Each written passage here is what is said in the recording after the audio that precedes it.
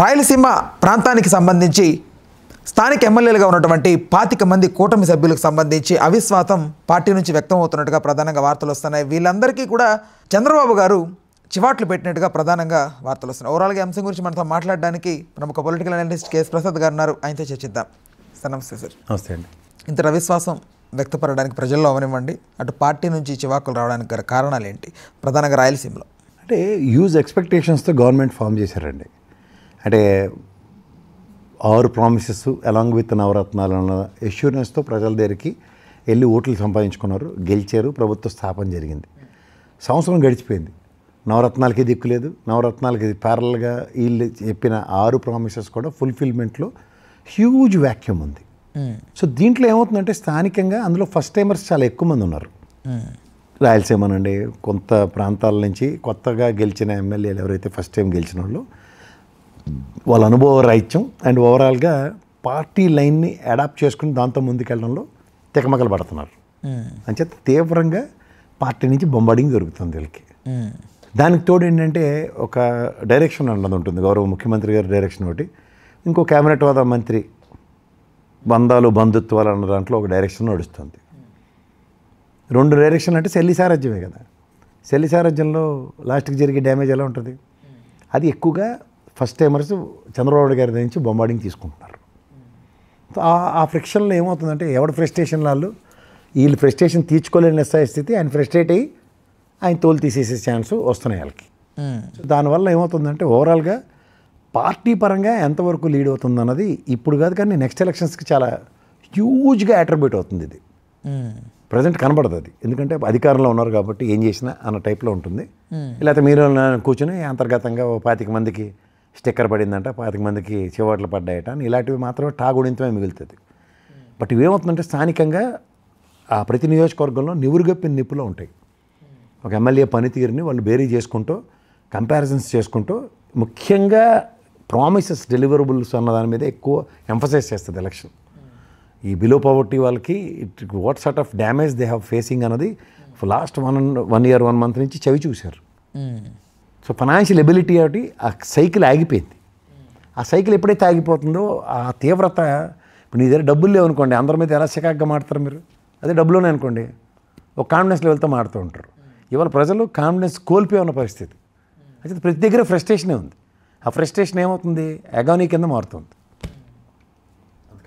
Okay sir, ఇప్పుడు right, గవర్నమెంట్కి అంటే ప్రజల దృష్టి గవర్నమెంట్ అంటే డెవలప్మెంట్ చేస్తుందని విసులుబాటుతో వదిలేస్తారా, లేకపోతే మాకు రావాల్సింది మాకు ఎందుకు ఇవ్వలేదని ప్రశ్న మీదే ఉంటుంది? రెండు కనపడాలి కదా. అట్లీస్ట్ ఇప్పుడు మీ నాన్నగారు నీకు సైకిల్ కొంటున్నారు ఉదాహరణకి, ఆయన 1 month కంటిన్యూస్గా ఆఫీస్కి వెళ్ళడం మీకు కనబడింది అనుకో, ఒక ఎక్స్పెక్టేషన్ ఉంటుంది 30వ తారీఖున నాకు సైకిల్ కొంటారని. ఇప్పుడు మీ నాన్నగారికి నాకు ఆరోగ్యం బాగోలేదని మెడికల్ లీవ్లో ఇంట్లో ఉన్నారనుకో, నీకు ఎక్స్పెక్టేషన్స్ పెరుగుతాయా? పెరగవు కదా. అట్లా మీరు అన్నట్టు అభివృద్ధి అనేది కళ్ళ ముందు కనబడుతుంది అనుకోండి వాళ్ళకి. పునరైళ్ళు మనకి ఇవ్వకపోయినా మన నియోజకవర్గ సమస్య రోడ్డు అయితే ఇలా వేసేసారు, లేకపోతే మనకి ఒక బ్రిడ్జ్ ఇక్కడ కనెక్టివిటీ ఉంది కలబట్టు మీద, అది పని అవుతుంది కదా. కొంచెం ప్రభుత్వానికి ఇబ్బంది ఉండొచ్చులే, మన పని 4 రోజుల కన్నా మన నియోజకవర్గం మన ఊరు బాగుపడుతుంది అది కనబడుతుంది అనుకోండి వాళ్ళకి. అప్పుడు ఎమ్మెల్యే మీద నెగిటివిటీ కనబడుతుంది. మీరు అన్నట్టు సంక్షేమం అవతల ఇస్తానన్నది ఇవ్వక అభివృద్ధి కలక ముందు కనబడిపోయేసరికి ఏమవుతుంది? ప్రజలకి సిరెత్తుకు వస్తుంటుంది. నేను కామ్ డౌన్ చేసే వ్యూహం లేదంటారా? ప్రజెంట్ అయితే ఏం లేదు. ఇప్పుడు నీకు ఎకనామిక్ సిచ్యువేషన్స్ ఎట్లా ఉంటాయంటే, నెలంతా పనిచేస్తే నీకు జీతం వస్తుంది, దాంతో నువ్వు ఏదైనా చేయొచ్చు. అరే ఈ నెల కాకపోయినా నేను వచ్చే నెల ఈ చెప్పులు కుట్టించుకుందాంలే, వచ్చే నెల కొత్తది కొనుక్కుందాం అన్న ఎష్యూరెన్స్ ఉంటుంది, అవునా కదా.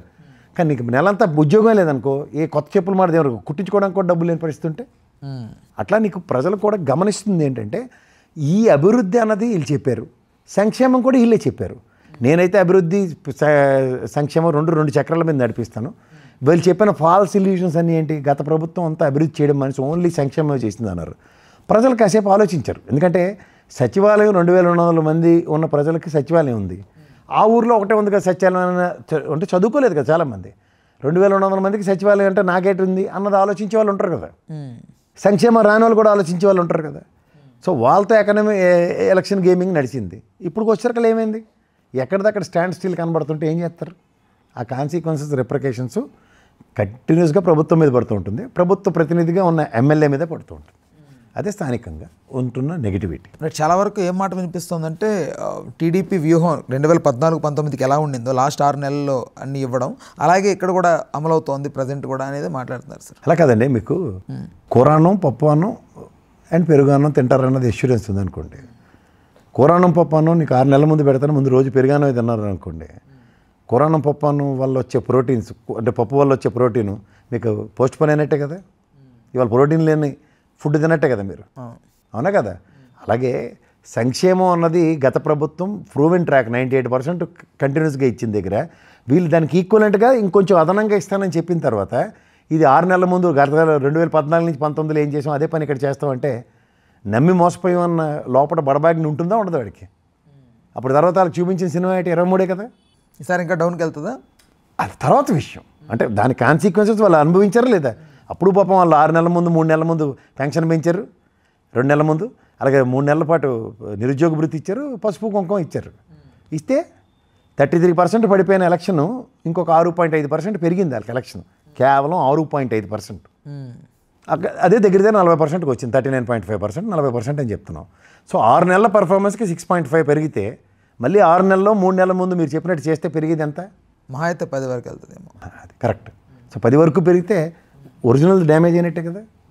అంటే మళ్ళీ స్టాండ్ స్టిల్ 40% అంటే ఇప్పుడు 11 స్థానాలకు పరిమితమైన వైఎస్ఆర్సీపీఏ కనబడుతుంది కదా మీ పిక్చర్. వీళ్ళకి 40% ఉంది, 11కి పరిమితం అయ్యే ప్రాబిలిటీస్ మీకు ఉన్నట్టే లేనట్ట. అదే చేత లాస్ట్ మంత్స్లో పెంచుతాం అన్నది పాత గేమ్. అదే గేమ్ మళ్ళీ పునరావృతం చేస్తామంటే కుదరదు. బట్ ఎమ్మెల్యేలు ఇక్కడ అలర్ట్ అవుతారంటారా? ఏం చేయగలుగుతారు? వాళ్ళ చేతిలో ఉంటుంది. ప్రభుత్వం అలర్ట్ అవ్వాలి. ప్రభుత్వం కార్యాచరణ ఈ సంవత్సరం నుంచి ఎగ్జిక్యూషన్ ఫ్రంట్లో వెళ్తే ఛాన్సెస్ కొంచెం లిమిటైజ్ అవుతాయి. అది లేదనుకోండి అన్ని దగ్గర నెగిటివే ఉంది. కొన్ని సర్వేలు అయితే చాలా క్లియర్గా 65 క్వశ్చనర్స్ ఉన్నాయి. దాంట్లో ప్రభుత్వ పనితీరు మీద ప్రతి దాంట్లోనూ దేంట్లో కూడా వాళ్ళకి పాజిటివ్ లేదు. దేంట్లో కూడా 35 మార్కులు 40 మార్కులు వచ్చిన ఉదంతాలే లేవు. అండ్ మిస్టేక్ ఎక్కడ ఉంది సార్, ఎవరిలో ఉంది అంటే చంద్రబాబు గారా లోకేష్? చంద్రబాబు నాయుడు గారు ఒరిజినల్ పద్ధతిలో చేస్తే ఈరోజు ఆంధ్రప్రదేశ్ రాష్ట్రం ఎక్కడో ఉండుందును. ఆయనలాగా చేస్తే ఆయనలే చేయలేకపోతున్నారు. ఎందుకు చేయలేకపోతున్నారు? ఆయన పాపంతకాలు ఏటో బుర్ర పెక్కున్న వాడికి అర్థం కావట్లేదు. సో చేయట్లేదంటే ఆయనకు సంబంధించి చేయలేకపోతున్నారంటే ఎందువలనో రీజన్స్ అయి ఉండాలి. What the reasons? కూటమి బీజేపీ ఒకటి, పక్కలో బల్లెం ఒకటి, రెండును. కూటమి బీజేపీ అసలు కాలు చేయి ఆడనివ్వట్లేదు ఆయనకి. అదర్వైజ్ ఆయన ఈ ఫెడరల్ సిస్టంలో ఆయన చేసి విన్యాసాలు అసలు యూ కాంట్ ఈవెన్ ప్రిడిక్ట్. దబ్బిబ్బైపోతున్నారు. దబ్బిబ్బైపోవడం కాదు, ఏం చేయాలో అర్థం కాని పరిస్థితిలో వాళ్ళు పెట్టారు ఆయన్ని. దగ్గర 1,84,000 కోట్లు అప్పు చేశారండి. డబ్బులుండి ఏమవుతుందో తెలియని పరిస్థితి చంద్రబాబు నాయుడు గారికి చూస్తుంటే నాకు ఆశ్చర్యంగా ఉంది. డబ్బులు లేనప్పుడు ఆయన ఎంత వాణిజ్య క్రియేట్ చేసిన వ్యక్తి. అట్లాగే చెప్తున్నాం కదా, original functioning of Chandrababu Naidu గారు కనబడినప్పుడు కనబడిన చంద్రబాబు నాయుడు గారి కింద గవర్నమెంట్ ఎగ్జిక్యూట్ అవుతుంది. కనబడిన చంద్రబాబు నాయుడు అంటే కనిపించే చంద్రబాబు నాయుడు గారి వల్లనే అద్భుతాలు జరుగుతాయి. ఆయన షాడో ముఖ్యమంత్రిగా అభివర్ణించబడితే ఇంపాసిబుల్. పూర్వ వైభవం రాదంటారా ఆంధ్రప్రదేశ్కి? ఆయన షాడో ముఖ్యమంత్రి కాదని ఆయన జూలు విదిలించి ఆయన పని ఏం చేస్తే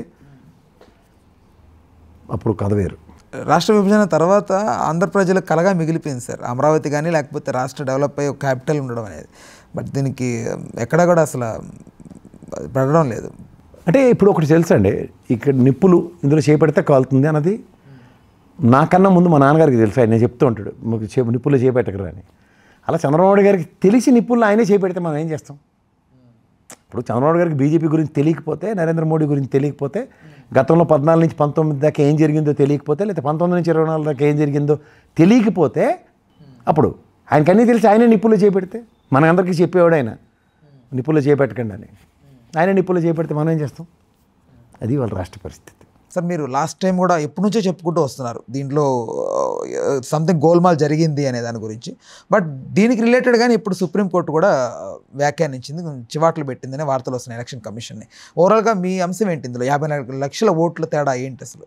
అంటే మా మిత్రుడు చింతల రాజశేఖర్ దీని మీద తీవ్ర పోరాటం చేసుకుంటూనే ఉన్నాడు. అండ్ రాజకీయ నాయకుల్లో ఉదాహరణకి మహారాష్ట్ర కానీ, ఒరిస్సా కానీ, ఆంధ్రప్రదేశ్లో చాలామందిలో చాలా చైతన్యం తీసుకొచ్చాడు అతను. అంటే కదలిక తీసుకొచ్చాడు ఫస్ట్.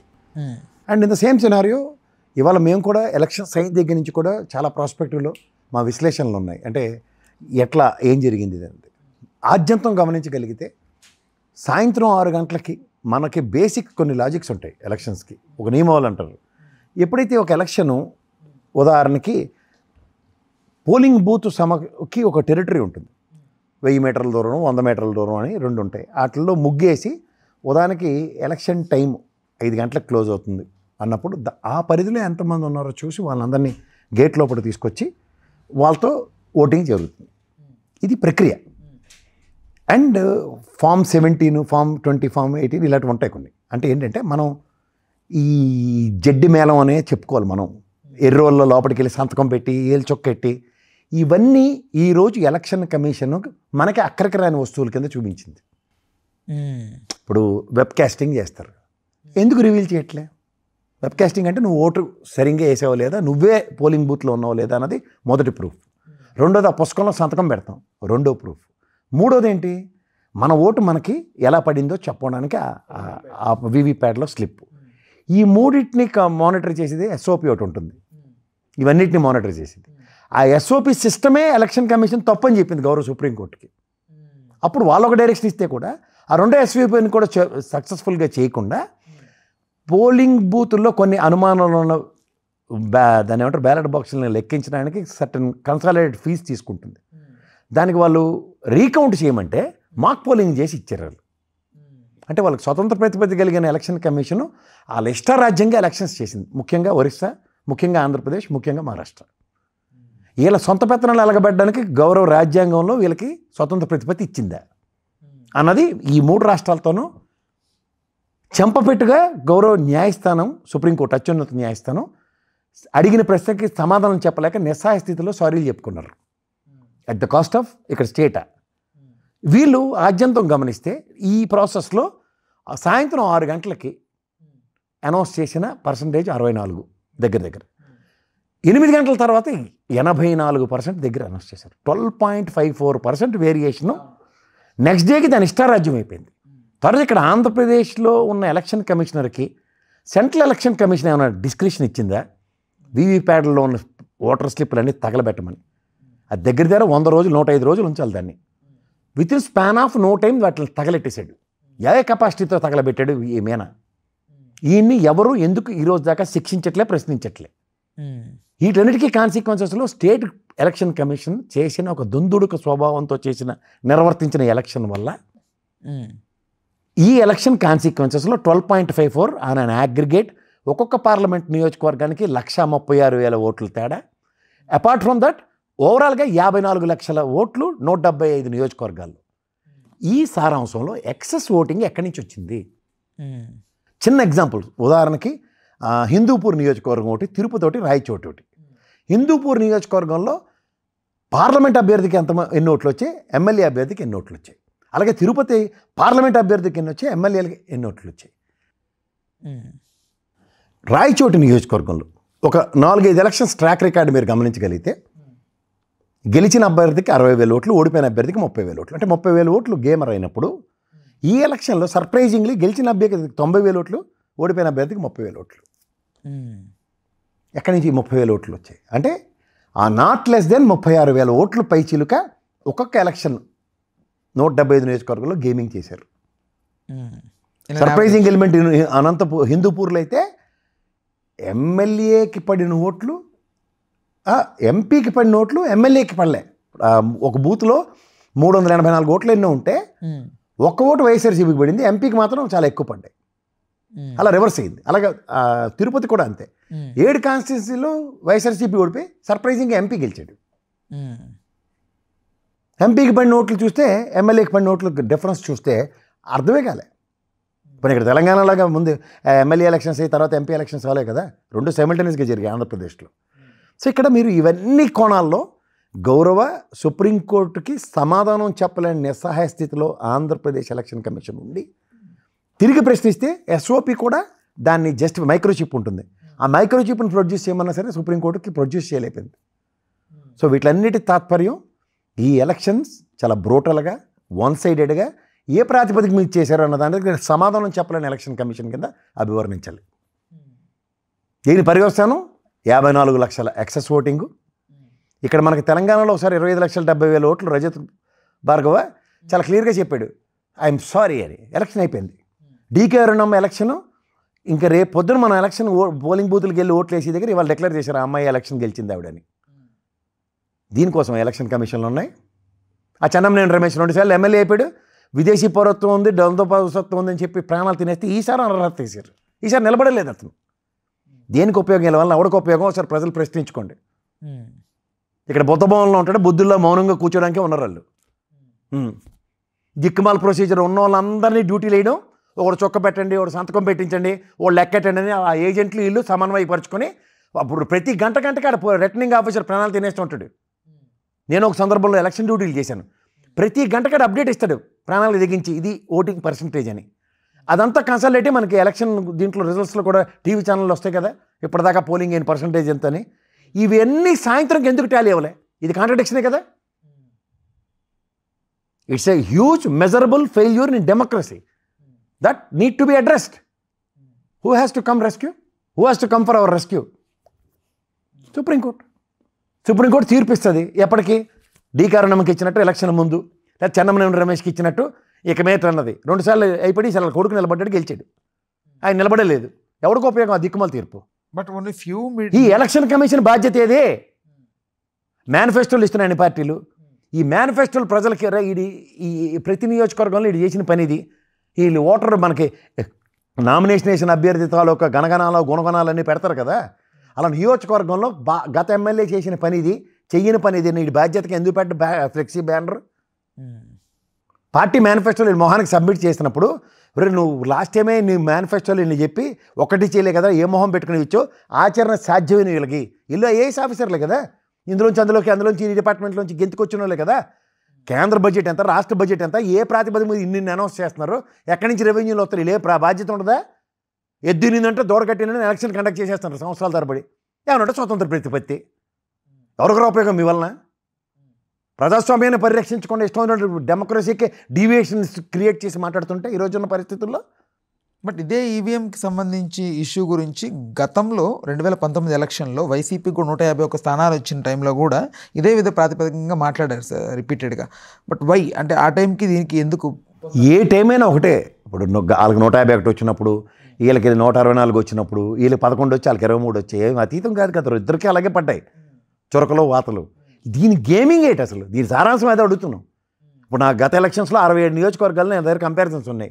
బిలో 8,000 ఓట్లతో గేమ్ అయింది లాస్ట్ ఎలక్షన్.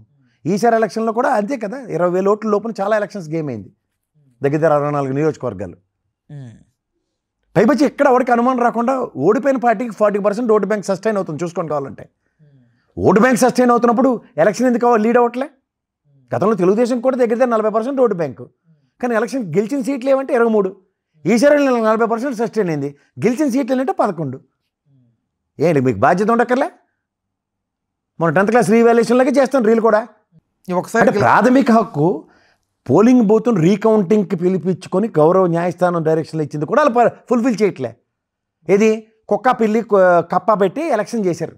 నిలబడిన అభ్యర్థుల పేర్లు కానీ పార్టీ అభ్యర్థులు కానీ బట్టలు నొక్కి చెప్పట్లే. రీకౌంటింగ్ అని అదే జస్టిఫై చేశారు. అది ఏం చేయాలా? అందుకే సుప్రీంకోర్టు మొహం ఇడిచి మొహం మీద ప్యానెల్ చెల్లింది వాళ్ళకి. ఈసారైనా కార్యాచరణ ఈ ఎలక్షన్ కాబోయే ఎలక్షన్స్ అయినా సరే మధ్య బీహార్లో కూడా అదే పరిస్థితి ఉంటేనే ఎలక్షన్ లిస్టులు అవన్నీ ఈ తోటకూర గేములతో కాకుండా ఆడ కూడా చివట్లో పడుతున్నాయి. యాడ్ నుంచి తెస్తున్నారు ఈ కొత్త లిస్టులు. అంటే only few of the media channels మాత్రమే దీన్ని అడ్రస్ చేస్తున్నాయి. మోస్ట్ ఆఫ్ ది ఎన్నో ఇష్యూస్ గురించి మిగిలినవన్నీ అమ్ముడిపోయిన ఛానల్లే. ఇంత పెద్ద నేషనల్ ఇష్యూని why they are national issue వాళ్ళు తలుచుకుంటే మరతెట్టేస్తారు ఏదైనా సరే. అర్ణవ్ గోస్వామి డిబేట్లలాగా ఉంటాడు, ఊగిపోయి తెల్లారులు జుట్లు పీకేసుకుంటాడు. తెల్లారులో కనీసం సిటీ ఎడిషన్లో కూడా ఇంత స్క్రోలింగ్ రాదు చెప్పిన బ్రేకింగ్ న్యూస్లు. అలాగే ఉంటాయి ఇవి కూడా. నిజంగా బ్రేకింగ్ న్యూస్లు ఇవి ఎవరు కవర్ చేయరు. బట్ దీని వెనక ఉన్న అసలు ఏంటి సార్? ఇందులో వెనకవడం లేదు, అంత ఎలక్షన్ కమిషనే. బాధ్యత వహించవలసింది వాళ్ళే. బాధ్యత రాహిత్యంగా విధి నిర్వర్తిస్తున్నారు. ఇది గౌరవ సుప్రీంకోర్టు మనకు డైరెక్షన్ ఇస్తేనే కానీ మన్నోడు కాపాడినోడు లేడు ప్రజాస్వామ్యంలో. దాసరి తప్పులు దండంతో సరి అన్నట్టు సారీ చెప్పు పోతున్నారు ప్రతి ఎలక్షన్. జరగవలసిన డ్యామేజ్లు జరుగుతున్నాయి అందరికీ. అని ఒకసారికి ఇలా కానిచ్చేద్దాం అనేదో వాళ్ళని రిక్వెస్ట్ చేసినట్టు సుప్రీంకోర్టుని వార్తలు వస్తున్నాయి. నెక్స్ట్ టైం రిపీట్ కాదు అట్లా. ఎలా రిపీట్ కాదు? వాళ్ళు చెప్పిన SOPయే లేదు వాళ్ళ దగ్గర. స్టాండర్డ్ ఆపరేటింగ్ సిస్టమ్ మార్చి ఈ విధంగా చేసి ఇవ్వండి నాకు అవుట్కమ్ కావాలంటే అది ఇవ్వలేదు. సారీ, ఎవడు యాక్సెప్ట్ చేస్తారు? ఎలక్షన్ అయిన 2వ రోజు కొన్ని వ్యవస్థలు బయటపడ్డాయి ఈ దాష్టికాన్ని. వాళ్ళే ఇస్తున్నారు. ఒక పక్కన నిలకడ లేని పర్సంటేజీలు ఇచ్చింది వాళ్ళే. ఎలక్షన్ కమిషనే 6 గంటలకు ఒకటి, 8 గంటలకు ఒకటి, తెల్లారోటి, 3 కాంట్రడిక్షనే. ఏదో రోజు ఈ బండాగారం బడేలు అంటుంది. ఆ బడేలు మనీ దాకా ప్రజాస్వామ్యంలో ప్రజలు ఓపిక పడుతున్నారు, సంయమనం వహిస్తున్నారు. Right sir. గతంలో దాన్ని ఏమంటారు, బ్యాలెట్ పేపర్ త్రూగా జరుగుతున్న దగ్గర ఈ టెక్నాలజీని తీసుకొచ్చి EVM మిషన్ త్రూగా ట్రాన్స్పరెంట్ ఎలక్షన్స్ అనుకున్నాం. ట్రాన్స్పరెన్సీ రోజు రోజుకి దిగజారిపోతుంటే మళ్ళీ పాత విధానమే కావాలనుకునే పరిస్థితి వస్తే దాంట్లో జరుగుతున్న రిగ్గింగ్లు, దాంట్లో ఇంకులు పోసేసి ఊర్లో జరుగుతున్న గలాభాలు వీటిలన్నింటినీ నిలువరించడానికి ఒక పద్ధతి తీసుకొచ్చారు. ఈ పద్ధతిలో కూడా కోతేశాలు వేస్తే నాకు తెలిసి ఇద్దరు ECL అండ్ బెల్ వీళ్ళే తయారు చేస్తారు మిషన్లు. వీళ్ళు ఒక ట్రాన్స్పరెంట్ ఆడిట్ ఎవరితోనో జాతీయ స్థాయిలో కాగ్ లాంటిది ఓ బ్రహ్మాండమైన ఆడిట్ నిర్వర్తించి దీంట్లో లోపాలు, ఎందుకంటే మిషన్ అన్నది ఏదైనా సరే మేనేజబుల్. అందులో చిప్ అన్నది ఉంటే ఇప్పుడు మీకు సింపుల్ లాజిక్, మీ దగ్గర ఐడియా సెల్ ఉంటుంది, దాన్ని ఎయిర్టెల్కి మార్చుకోవట్లే, రిలయన్స్కి మార్చుకోవట్లే, BSNLకి మార్చుకోవట్లే. అలా చిప్పు పెట్టి ఎలక్షన్లు చేస్తుంటుంది. దాంట్లో మ్యానిపులేషన్స్ జరగవంటే ఎవడు నమ్ముతాడో లేని మరొకరు. చేశారా లేదా అన్నది మాత్రం చెప్పగలగాలి. అది ప్రజాస్వామ్యంలో ఎలక్షన్ కమిషన్ ట్రాన్స్పరెన్సీ చెప్పగా ఎలక్షన్స్ కండక్ట్ చేసామని చెప్పవలసిన బాధ్యత వాళ్ళ దగ్గర ఉంటే అదే కొరబడుతుంటే ఇది ప్రశ్నించబడుతుంది. Right sir. Okay, thank you. Hello, Telugu Rajyam channel చూస్తున్నారా? సామాజిక, రాజకీయ, జీవన చిత్రణే తెలుగు రాజ్యం. అతిశయోక్తులు, అసత్యాలు ఉండవు. రాజకీయ కోణం కాదు, ప్రజా కోణమే కొలబద్ద. తెలుగు రాజ్యం వీక్షణ మీ ఉత్తమ అభిరుచికి నిదర్శనం.